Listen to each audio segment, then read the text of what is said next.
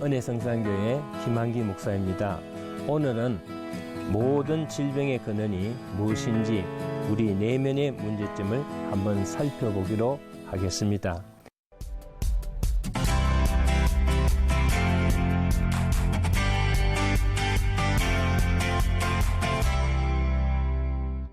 구안 와사증으로 안면마비가 된 30대 중반의 여성이 치유기도를 받겠다고 저를 찾아온 적이 있습니다. 언제부터 이렇게 되었습니까? 하고 물었더니 한 3일 정도 되었다고 했습니다. 무슨 병이든지 그 근원적인 원인 발견이 중요하기 때문에 병원에서도 수많은 검사를 통해서 병의 발생 지점을 찾는 것입니다. 예전에는 얼굴을 차게 하면은 안면마비가 되었지만은 요즘은 차게 한 일도 없는데 마비되는 경우들이 많습니다. 그 원인은 대개 마음이 편안치 못하고 스트레스를 받거나 극한 신경을 썼을 때 이런 경우가 생길 때가 많습니다. 혹시 심한 스트레스, 마음이 상한 적이 없느냐고 물었더니 별일은 아니지만은 조금 속이 상하는 일들이 있었다고 했습니다. 이 자매는 동네에서 양푼점을 경영하는데 인상이 좋고 마음이 너그러워서 단골 손님이 많아 장사가 그런대로 되었다고 합니다. 근데 언니하고 따르던 단골 손님 한 분이 있었는데 제법 값비싼 옷도 잘 팔아주고 동생처럼 잘 따르는지라 서로 의자매를 맺고 아주 친하게 지내다가 한때 돈을 빌려달라는 부탁을 받고 돈을 빌려주었다고 합니다. 그런데 돈을 달라고 하니까 언니가 언제 나한테 돈을 빌려주었느냐 하면서 역경을 내더라는 것입니다. 정말 사람이 이렇게도 악하고 거짓말을 할 수 있을까 하는 억한 심정에 미움도 많이 들어오고 또 그것으로 인해서 속이 상해서 불면증까지 걸렸다고 합니다. 하여튼 정말 별별 악한 생각이 다 나면서 그 여자를 죽이고 싶은 심정까지 들었다고 합니다. 그래서 며칠 싸우다가 자신이 지쳐서 이러다가 내가 정말 병이 나겠다는 생각에 믿는 사람으로서 그 돈을 포기하고 자기는 기도나 해야 되겠다는 그런 선한 마음까지도 가졌지만은 마음에 그렇게 쉽게 용서가 되지 않고 지어지지 않더란 것입니다. 그래서 속을 상해서 계속 마음의 미움과 분노로 있다가 자고 나니까 얼굴이 돌아갔다고 합니다. 저는 이미 그렇게 벌어진 일을 수습하는 데까지 하고 믿는 사람으로서 원만한 해결을 하는 것이 좋겠다는 근면과 아울러 마음의 안정을 취하도록 조치를 하자 돌아간 입과 또 마비 증세는 다행스럽게도 풀렸습니다.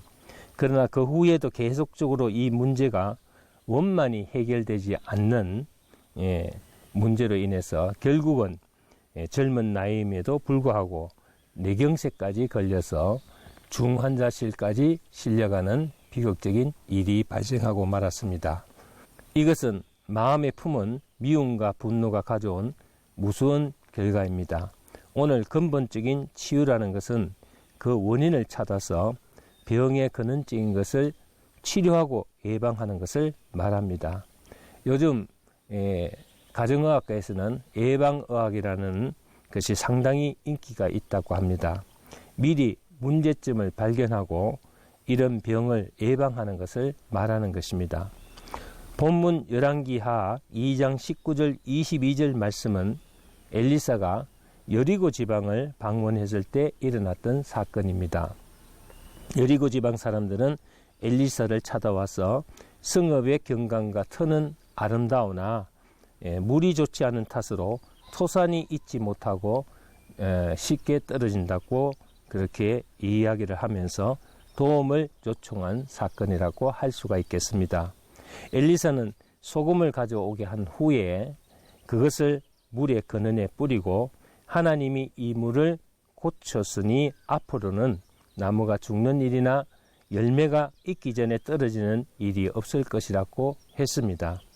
이후 오늘에 이르기까지 그대로 되었다는 것이 본문의 중요한 핵심적인 내용이라고 할 수가 있습니다.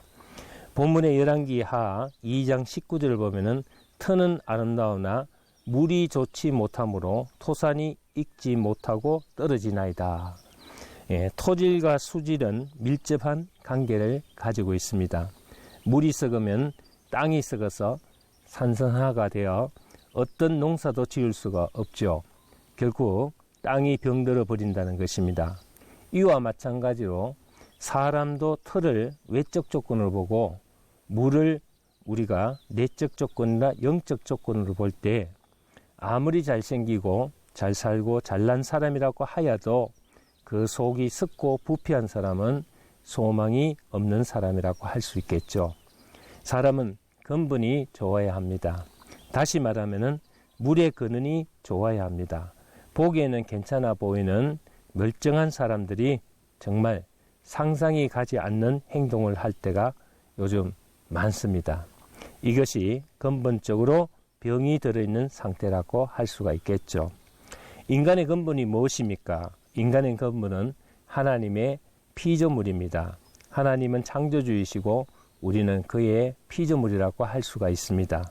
그러므로 인간은 하나님을 높이며 영광 드러나는 삶을 살도록 근본이 정해져 있습니다.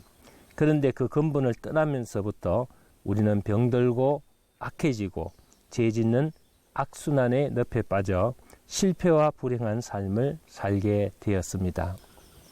그래서 근원이 망가진 사람이 급히 서둘러 고쳐야 할 일들이 있습니다. 첫째로 잘못을 알고 회개하는 마음을 가져야 하겠죠. 또 둘째는 근본적인 변화를 가져야 합니다. 세 번째는 잘못된 모든 관계를 개선해야 되겠습니다. 엘리사는 어떻게 물의 근원을 고쳤을까요? 본문 21절을 보면은 엘리사가 물 근으로 나아가서 소금을 그 가운데 던졌다고 했습니다. 왜 하필 소금입니까? 소금은 상징적인 의미가 크다고 할 수가 있겠습니다. 소금은 썩는 것을 막는 방부제 역할을 하고 맛을 내는 조미료, 아픈 것을 치료하는 치료제 등의 역할을 하는 것을 얘기합니다.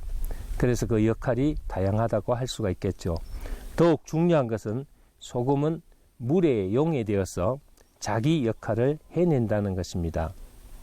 소금이 그대로 있으면은 맛도 못 내고 썩는 것을 막지도 못하고 치료도 할 수가 없습니다. 제 몸을 녹이고 자기 희생을 통하여 제 구실을 해내는 것입니다. 여기서 소금을 뿌려 고쳤다는 것은 우리에게 희생을 통한 치유, 희생을 통한 해결을 교훈하고 있습니다. 인류 역사상 최대의 희생 사건은 십자가 사건이라고 할 수가 있겠죠. 흠도 티도 없으신 예수님이 십자가에 달려 소금처럼 녹아 없어지는 자기 희생을 통하여 우리의 죄와 사망의 문제를 해결하셨습니다. 우리 역시 이런 희생정신으로 모든 문제를 대하면 용서가 되고 치유가 될 수가 있습니다. 오늘 본문 21절을 보면은 엘리사가 물 근원으로 나아가서 소금을 가운데 던지며 가로되 여호와의 말씀이 내가 이 물을 고쳤으니라고 했습니다. 여기서 내가 고쳤다는 것은 결코 엘리사가 고친 것을 얘기하는 것은 아니죠. 썩은 물을 고치고 쓴물을 단물로 고치는 것, 또 죽은 사람을 살리고 썩은 영혼을 고치시고 구원하는 일은 바로 하나님의 사역입니다. 주의 보혈로 사람은 근본이 바뀌어지고 고쳐져야만 삶이 달라지고 사람이 달라질 수가 있습니다. 앞에서 말씀드린 자매도 자기 희생적인 사랑과 용서가 뒤따라 해결이 되었다면 원만한 해결로 그런 수모와 중환자실에 들어가는 일은 없었을 것입니다. 하나님은 우리의 질병도 상한 마음도 삐걱거리는 가정도 병든 사회도 정치도 삭막해진 인간관계도 병든 영혼도 치유하십니다. 우리 역시 근본적인 문제가 해결되지 않는 한 치유가 불가능합니다. 이것을 믿고 기도하고 맡기는 여러분들이 되시기를 주의 이름으로 축원합니다. 감사합니다.